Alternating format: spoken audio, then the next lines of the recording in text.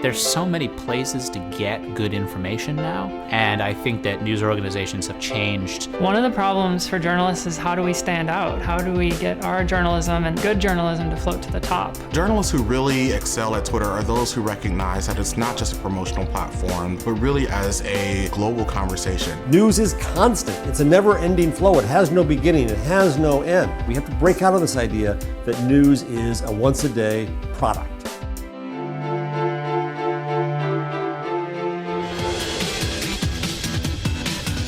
We have to get out of this idea all we do is make content in the form of articles. We can do much more than that. Instead, we have to think of journalism as an ecosystem. When Twitter came along, journalists got it pretty quickly. And they understood first that it was a vehicle for self-promotion. Then they started to realize that they could use Twitter to report, to say, well, this is what I know, what do you know? What do you want to know? Who should I talk to? It became a mechanism for collaboration, and now suddenly they had a voice. If you look at Andy Carvin in the Arab Spring, the flow of information in the Arab Spring was going on without mediators.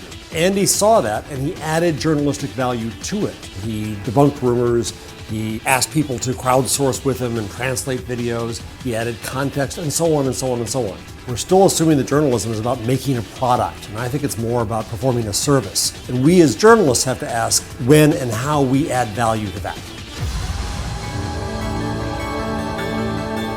In the beginning, a lot of journalists saw Twitter as a threat. They were like, oh, there's this huge source of information. Am I going to get put out of a job? Is Twitter going to take over? And really, Twitter and journalism go hand in hand. Twitter is a source of information.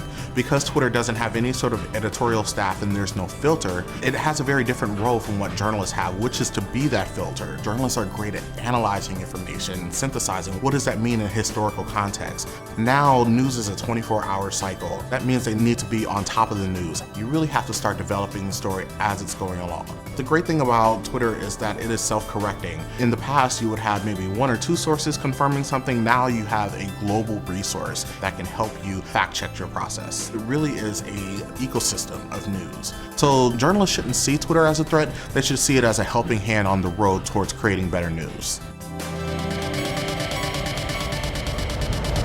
We need journalists because on social media, if we keep surrounding ourselves around like-minded voices and our friends and our family, that's going to be all the information we get. And it kind of shapes your worldview based on your social media connections. Social media, it's useful in a number of ways for journalists, but you have to worry about not having certain editors saying this is important and this is not important. If the people truly have the power over what is news and what is not, that's going to be a very different landscape. People in general are interested in things like celebrities and things that are funny. They're interested in what's going on right here in the United States, but maybe not as much in the world. It's almost scary how often we're seeing roundups now of this is what people are saying on Twitter, this is what people are saying on Facebook. And I have to ask this question though, is it actually newsworthy?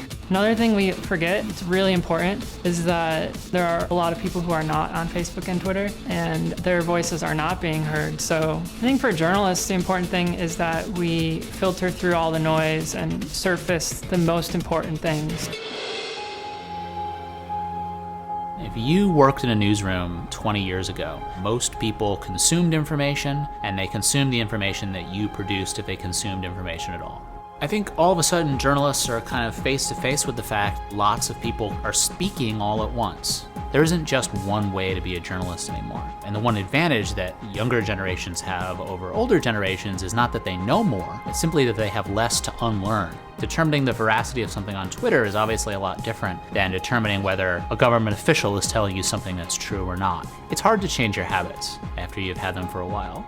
So I think that we tend to mythologize how good news reporting used to be in the past, and it's not entirely how it was. So we need to keep that in mind. There isn't always a golden age, and sometimes we can hurt ourselves by imagining that there was. In journalism, there are isolated pockets of people who have stories to tell. Twitter really enables them to rise to the top. There are so many voices out there, and we need somebody to say this is factual information or this is what you need to know. I don't know if news organizations can honestly make the argument that we're sort of the best anymore. It's not about having professional journalists and citizen journalists and paid people and unpaid people. Acts of journalism can be performed by anyone.